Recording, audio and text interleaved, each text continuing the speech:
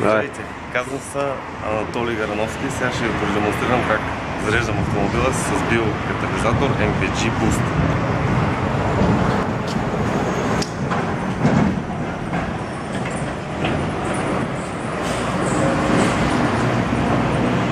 С катализатора се ползвам от един месец.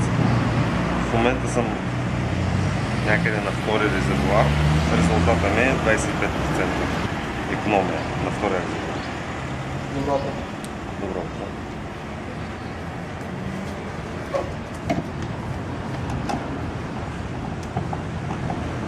Дозировката на втория резервоар приблизително е милиграм на 10 литра.